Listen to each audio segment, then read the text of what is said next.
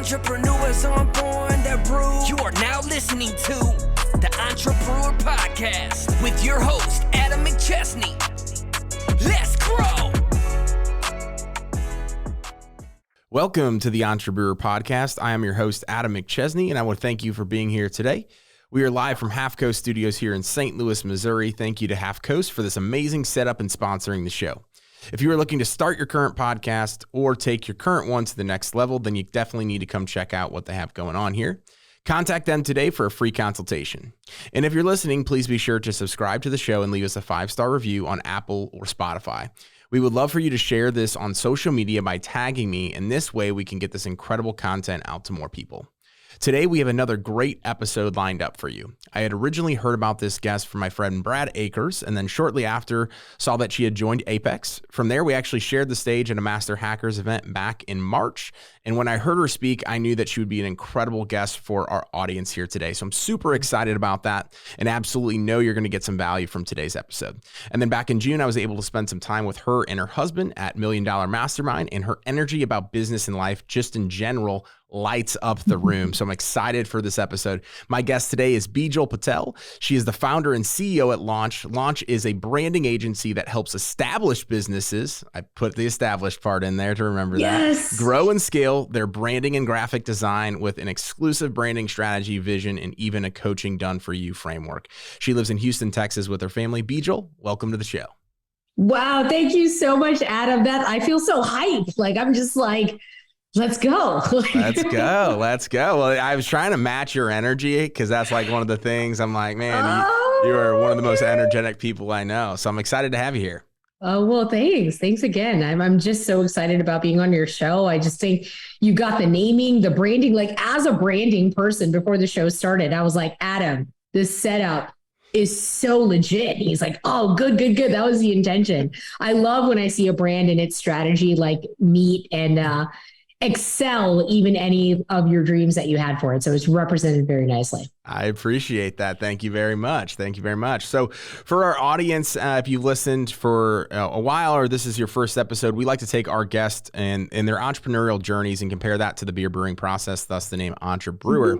So we'll start out here kind of going through just a generic outline and starting with the history. So obviously every beer, there's history behind it. There's a reason why it was getting brewed. So Bijal, if you can kind of walk us through, kind of start where you're at right now, and then we'll kind of work our way backwards. But let's get to know you a little bit better. Talk to us about yourself, what you have going on, and also Launch. Sure. Yeah. So we've been in business for 3.5 years. Our company is called Launch. We've been doing branding for established online businesses for the past 2.5 years. So that's been exciting. If you want to think about it conceptually, right when COVID hit, we were like, ooh, what a great opportunity to adapt and pivot to an online-based service. And so it made so much sense to help all these new businesses, existing businesses, just online social media traction was insane. And those people needed help with they needed a lot of help with their naming, their branding, it was like a hot mess. I was like, this is like stealing candy from a baby. And so that's how we entered into the online branding space. And we have not looked back since. So that's been exciting. Before that, the big thing that I did for 13 years was do commercial interior design for a lot of Fortune 500 companies like Bank of America, Heinz, CBRE, Shell, a lot of big household names. So being able to design their office spaces, that obviously is what kind of gave me that foundational bed of knowledge to be able to think about branding strategy and how could we take this to online businesses who don't have the same marketing budgets those big companies do, and how do we get that same injection of culture, values, belief, messaging so those brands could become prolific as well. Love it. Love it. And I want to go back to the part where you talk about established businesses, because I've never forgot that since you talked about that at our mastermind back in March. So I think one of the biggest issues that entrepreneurs see is that they don't know who their ideal clients are. And they also tend to start taking it in, and I'm guilty of it myself, more so now, better off than I was when I started. But you start to try to be everything to everyone. So talk to us about why that word established businesses and kind of getting clear on who your ideal clients are is so important. It's so, first of all, it's important because it will set the trajectory of if you actually love what you offer or not. A lot of people have it reversed. I'm not saying that you may fall out of love with your offer, but as somebody who's branded over 100 businesses, people tend to not like their offer when they're not offering it to the right person or the right type of person. So when we're talking about establishing who your ideal client avatar is, it's really hard to do it at the beginning. So you're going to need some help with that.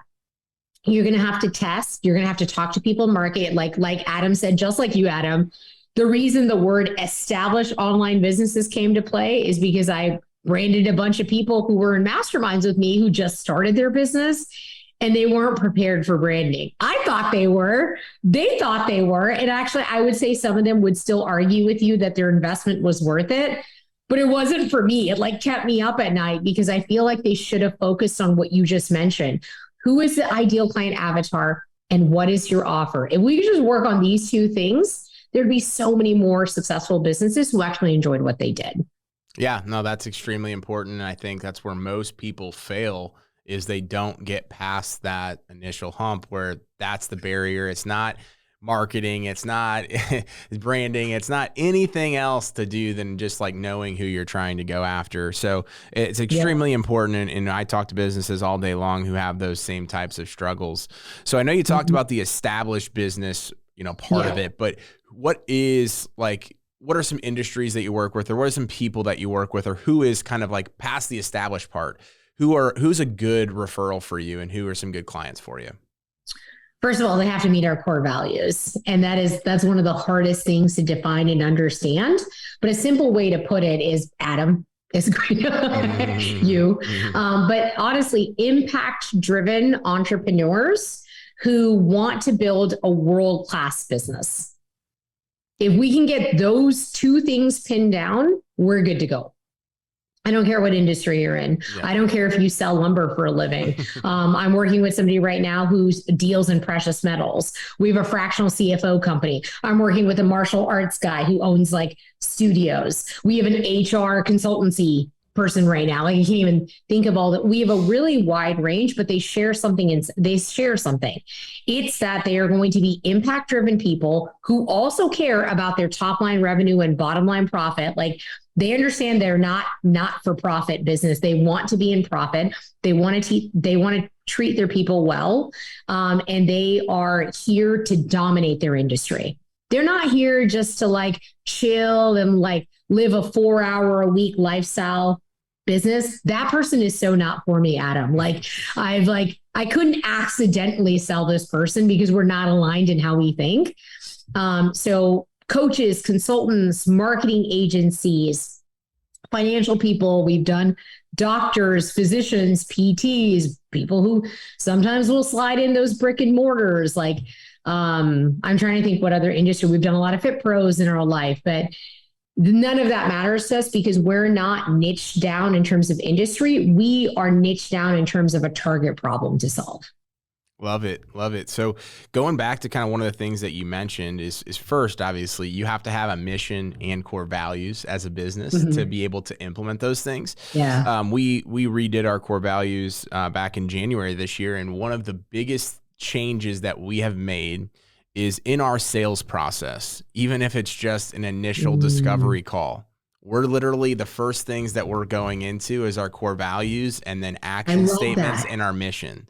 And so we're getting better at doing that each and every single day. But what are some things, because I think this is also where people struggle, is they have their core values, they have their mission, and they kind of talk about it, but they don't talk about it to their end customer or potential customer. So what are some things that you're doing to let people know truly who you guys are in that sales process, or even maybe before in your content, to be able to kind of align there? I think that's super important.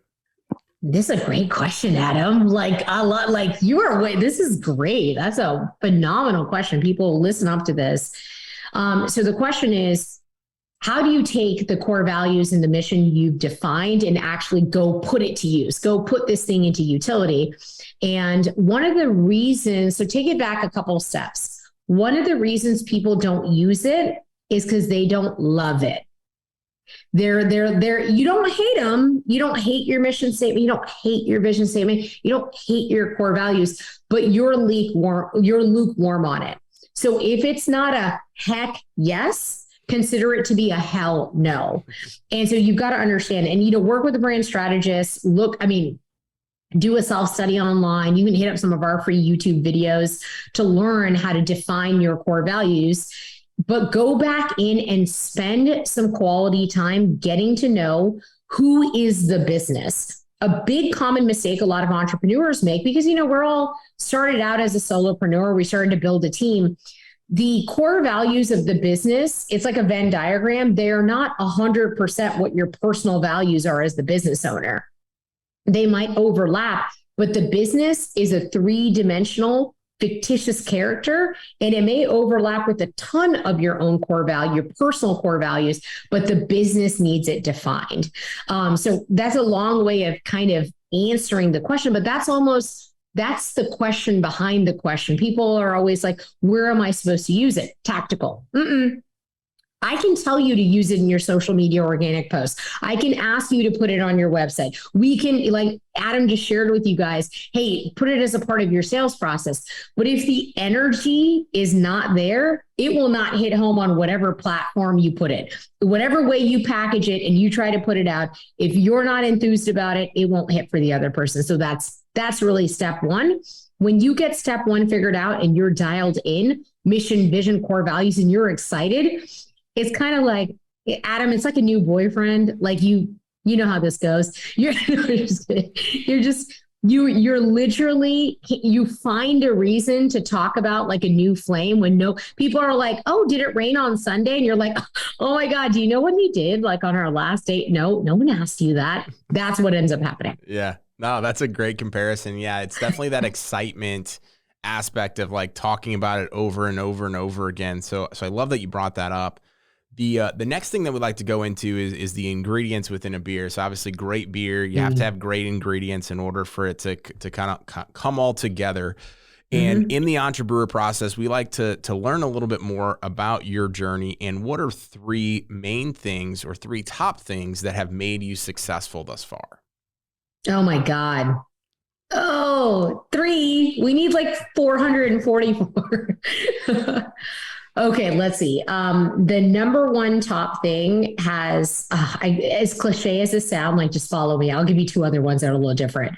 The first thing is failure. The first thing is failure. Like the willingness, like you probably understand this, Adam, the willingness to fail more times than an average, normal, sane human being. You're going to win. You're going to win. So it's like normal people are like, fail, stop. This is an entrepreneur brain or entrepreneur brain. Fail, win. Fail, win. Fail, win. That's kind of how it works. So failure is really a pillar to success, like my dad always says. Awesome. The second thing is been paid coaching and mentorship. Y'all, if you are just getting high off information and like guzzling 3 podcasts a day and hitting up everyone's free master classes, it feels good because there's like this like dopamine rush and hit, but you'll never go past surface level to have a coach or a mastermind group get to know you at a level that's going to grow you to your next piece. And the third thing beyond that is mindset. It really all comes back to mindset. So being able to learn about mindset, learn about the personal development, but then continually water your mind's garden to keep it fresh so that your identity is clean and clear and your vision is clear. You will solve every strategic, tactical problem you have in your business as long as your mindset is right. But if your mindset is not right, the easiest tactical problem, people will give it to you, an easy way to solve it, but you'll find every reason possible to not do it or to procrastinate or to mess it up. So those would be my 3. Failure. Second one is paid coaching or mastermind. And then the third piece is mindset. That's an incredible 3. And I like because they kind of all 3 go together too, right? You're going to come along failures, and you have to have a strong mindset. But by being in the room, as we're in similar rooms, by being in the room with those people and hiring coaches that are ahead of where you're at, they likely already have the mindset and they've already gone through a lot of the failures that you have. The one thing that I think a lot of, and we haven't really talked about it much on this podcast, just in general, because there's so much great advice, but I'm really glad you brought up the paid mentorship and coaching. So for a lot of our listeners, they might be just getting started in business. They may have never had a business coach, and they might have been in business for 10 years.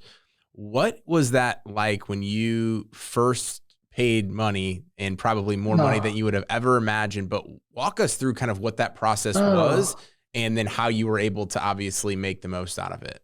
I have like this like jarring moment of when this happened. So it was COVID. It was like March of 2020.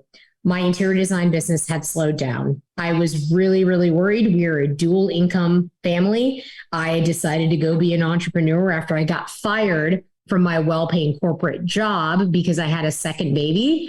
And they didn't like the fact that I wouldn't come to work at like 7 p.m. and go gallivant around town with these brokers, these real estate brokers. And I was like, enough is enough. I'm going to do my own thing. The money, the leads weren't there. Things had slowed down. And then the COVID thing hit. I was scared to death. I had $13,000 in my business checking account, but I had made $1,000 in that February before. And I was like, just counting the months before, you know, when you take the tub drain out, it's like, I just kept seeing drains. I just felt like it was just going to end. And I'd become a statistic. I'd become a failure, and I'd let myself down, and worse, I'd let my family down. And I had two choices at that time. You're going to think these are hilarious. I was anxious at night. I couldn't sleep. I was scared all the time. So what was I doing? I was just scrolling Facebook. So I was, responding to all these people's ads, entering their email list, buying $47 offers that were going to, build me an 8-figure business. And I was like, I'm going to get a template and we're going to be good. And, I was relatively new to business. I was like a year in to business. And so I did that. And I had all these sales guys calling me from these mastermind coaching things. I didn't know who they were. I didn't understand that coaching was such a big industry. I didn't know this online space was huge. And this was in 2020. This is only 2 years ago. I didn't know people made this much money off of social media. I didn't know like normal businesses, like if you weren't an influencer, that you could actually come online and like have an online, all of this business. So guy calls me and he tells me about a mastermind program. And I'm thinking about the game we played as a kid. And I'm like, I don't know what it is. Oh, this guy's going to be my coach, right? And he's like, I'm going to transfer you to another guy who's like way better with your problems. So I'm like, oh, good. What he didn't tell me is I'm a setter, and I'm going to put you on to my sales, like, my sales, my closer. And I get on with the guy and I really click hard with him. And he tells me about his struggles with his mom, who was a single mom. And, I'm telling him about how I got fired for basically being a mom from corporate America. I'm scared to death. And I'm like, I have $13,000 left. I either pay you for what you're saying is this amazing 12-week mastermind program, coaching, I guess. I'll get a business coach. No idea what you're talking about. Or I was going to pay like $7,000 for a very fancy website. And the website was going to be so fancy, people were just going to buy it because, people would be rushing to my website, just wanting to buy my stuff, which would have been a horrible mistake. But something, I consider it divine timing. Something about that day and the way I connected with that guy, I have no idea why previous 37 years of my life, I had never paid $10K for anything without asking my husband, even though it was my money. Like, we don't have that kind of relationship, but I'm not a big purchase kind of person. I'm not going to make a big purchase. Those are scary. And something on that call, I swiped it. I gave him my card. I was in. And I remember leaving the office, and I opened up the office to my husband. I'm like, hey, guess what? My business is going to be growing, honey. I joined a thing called a mastermind that's on Facebook. And he's like, how much was it? And I was like, it was $10K. He's like, you spent $10,000? And I'm like, I have a really, really, really good feeling about this. And it was just crazy. And I got shot into the world of masterminding. Haven't looked back since. Have spent hundreds of thousands of dollars on masterminds now, and can now speak to the bodily fear that you get when you're going to hand over your credit card for a very big sum because you have no idea what's about to happen. Yep. I've been there, and I think, plenty of our audience, I'm sure, has been there. But if you are out there and you're scared to do that, just know that we have done it ourselves, and that it turns out okay. You have to do the work, as with anything. But yeah, no, I really appreciate you going into that particular story. The next thing we like to talk about is just the beer brewing process in general. So obviously with entrepreneurship, with beer brewing, nothing great happens overnight. So talk to us about some of the ups and downs of the journey, just in entrepreneurship, the highest of the highs and lowest of the lows. Oh gosh, this is where you're going to understand the failure and the mindset piece, because the highest of the highs are like when you hit a record month and you were like, you are an unstoppable stallion. Like, back to the story I shared with you. So I paid that 10K in March, entered the program in April, and by July, so like 2 months later, I hit a 35K month. My first third. Like, I would have been okay if I made 35K for 6 months and I would have thought I did awesome. Or 3 months, 3 months, I would have been like, wow, all I wanted to get to was 10K a month. Suddenly I hit 35K in July of 2020. And it was relatively not that hard. And I couldn't believe it, because I had been programmed that hard work is what allows you to make money. And that was the only way to do it.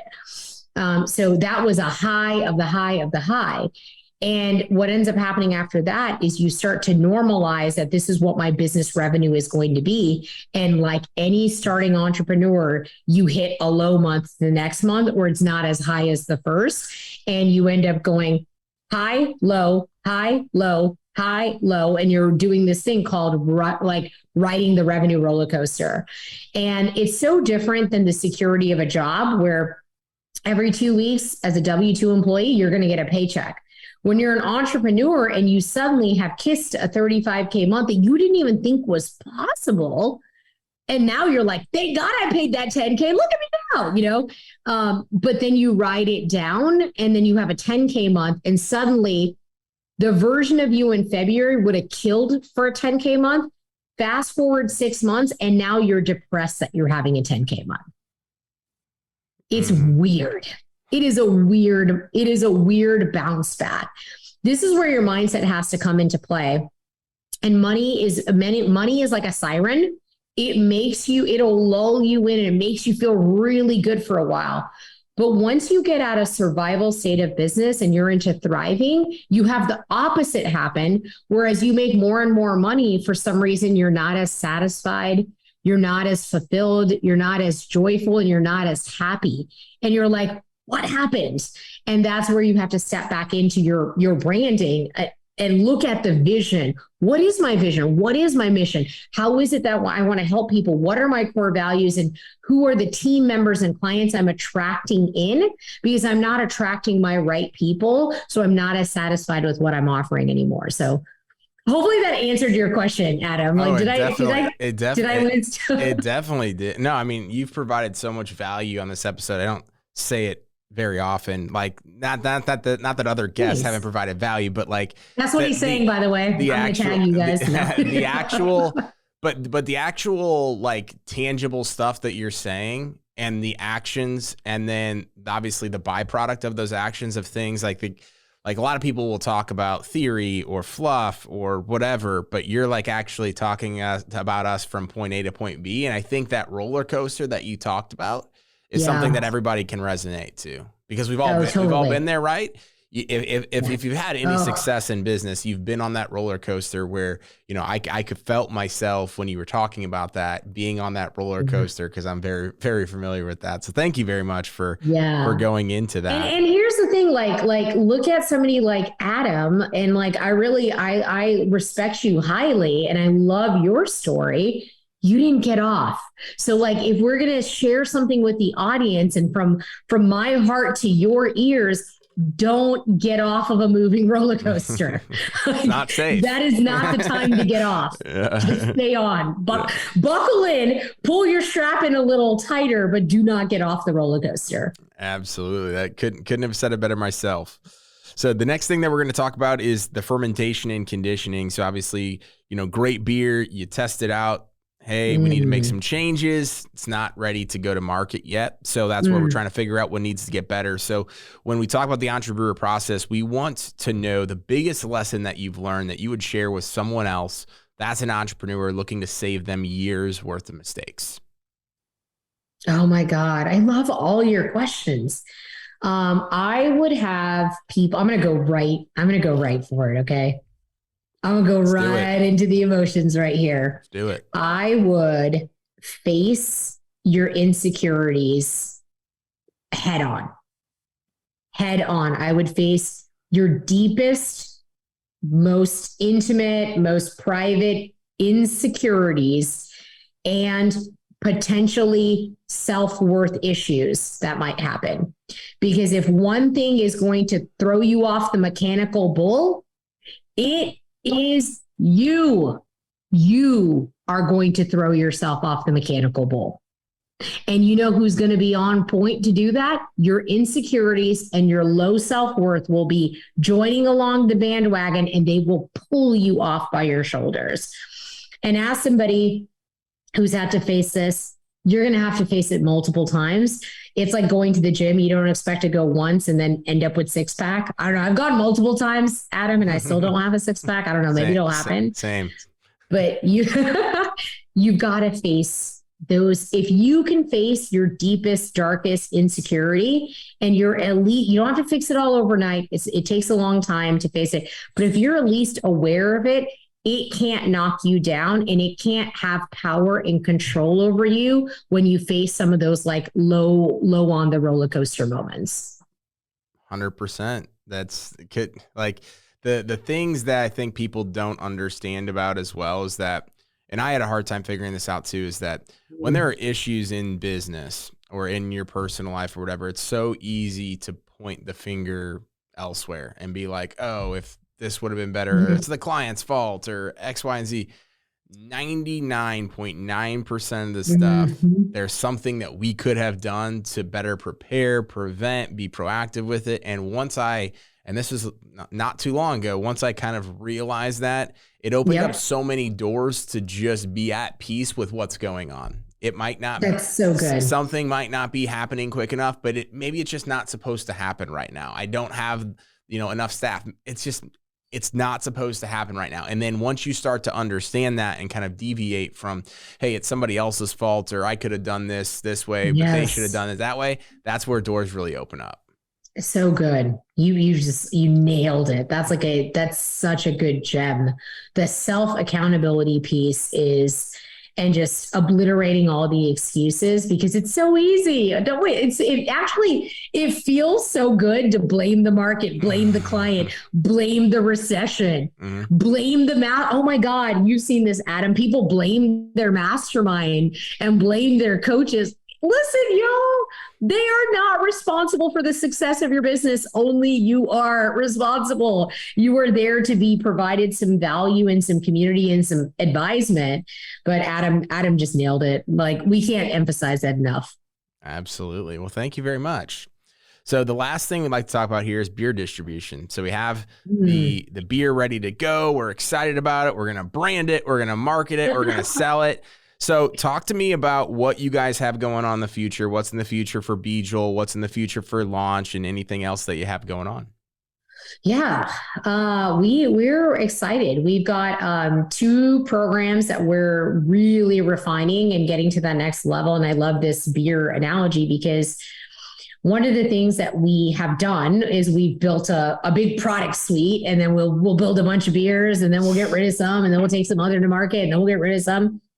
But our main offer, our branding offer called Brandfluencer, we've been selling that for 2.5 years. And that's our main product. It's like Wonder Bread sells white bread. That's what we're selling. And it's 80% of our sales. And we just continue to be nerds about refining it, defining it, looking at the experience. What's the market change? What's the market saying? And how do we need to adapt to market conditions and what they're asking for? Platform changes, algorithm changes, recession things are happening. Competitors might be popping up. Interests are changing, right? Like, So we're refining that because think about it. Facebook had been dominating for so long, and then they owned Instagram. So that's a joke. When TikTok came into play and started to grab market share, viewership from Facebook, the game changed. So people started to absorb completely different style of content. So Anita, you want to pay attention. This is something Rich Sheffrin, this like major marketing guru, just shared at a mastermind I was in. He said that different is better than better is better. I'll say it again, different is better than better is better. And what he meant by that is when an industry suddenly or something in the market is completely different than what people are used to. So when TikTok came on with an all vertical video short form scrolling platform, it was so different than anything that was out there. And so what Facebook did is have to come back and compete and say, let's put some reels on and we'll stick it here, but we'll have our organic, we'll have our written posts and everything here. We'll do the same with IG. When that game changed, the market changed. So we've adjusted our programs and our branding to say, great, how do you dominate on Reels and use your branding strategy that might have been more focused on copy, which is like writing out the thing written word? How do you take that into video format? Oh, that's a big thing that's changing there. And then we have, because of these changes, we also have another program, a coaching program called Organic Fuel, where we help people, online businesses, really establish their organic marketing game so they can understand how to take social media to the next level. And so that's what we're doing business-wise. Bijal is being pushed out the door by her amazing team to go be the CEO. So I keep trying to remind them that like that's not a job I've been trained to do, but they're like you'll figure it out. So I'm getting shoved out the door to do more speaking engagements, like talking on stages, podcasts like this. I don't know. Am I supposed to write a book now? Like I'm supposed to have a podcast. Like they're just making me do all this kind of stuff. So that's what the Bijal's doing in all of this. That's amazing. That's amazing. I'm super excited for you, and no doubt you'll be able to crush it, and excited for you guys to continue to grow. I know that change is obviously a big thing. If you're not changing, you're essentially dying. So I love that you guys are doing all that. Before we head out here today, any last piece of advice for the audience? Anything that we didn't talk about today? I think that it's more important. This is something I wish I would have like known earlier on. It's more important to make a decision than it is to have all of the information and all of the optionality and all of the overthinking and all of the analysis paralysis. If you make one decision, and remember what I said, don't get off the roller coaster. It's not safe. Stay in that direction. And when you're in a paid coaching environment, you will be course corrected by your coaches and by the other people there. But when you refuse to make a decision, when you're still thinking about things a year later, 2 years, 3 years later about I'm going to start my dream business or I'm going to pivot my offer, what's going to end up happening is that those years go by and you made a decision, but the decision was to not make a decision and not do anything. So that's what I would be. Make the decision. That's a mic drop moment right there. Well, thank you very much, Bijal. Where can people find you, whether it's social media, website links? Where's the best place to find you? Hit me up. I'm on Instagram at Bijal, BIJAL.launch, LAUNCH. So we're on Instagram a lot. We are also on Facebook. And I think, I don't remember what my name for that one is, but easier way, you can find me on our website, which is www.welaunch.design. And then you'll be able to find all of our social channels, but we play a lot on Facebook and Instagram. Awesome. Well, we'll have those in the show notes for our audience, so that way they can check it out and follow you and reach out if they're in need of any of your services. Bijal, thank you so much for coming on to today's episode. I had an amazing time. I loved it. Adam, you asked the best questions. I can't wait to listen to this and your other podcast episodes. I know your other guests and the caliber they speak at. So guys, leave Adam a review. I've been on so many podcasts, and the amount of preparation Adam put into asking these style questions and knowing the background, that's just not a typical thing there. So leave him a review, let him know how much you love it, and hit subscribe on this. Well, thank you so much. And I want to thank you again to the audience for tuning in to today's podcast. As Bijal said, please be sure to subscribe, download, and share our content, and leaving a 5-star review goes a long way. And thank you again to Half Coast Studios. If you're here in St. Louis and looking to start your own podcast or take your current one to the next level, then you definitely need to check out what they have going on here. We'll see you all next week. And remember, entrepreneurs aren't born, they are brewed. I'm an entrepreneur. Entrepreneurs aren't born, they're brewed. Thank you for listening to Entrepreneur Podcast with your host, Adam McChesney. Let's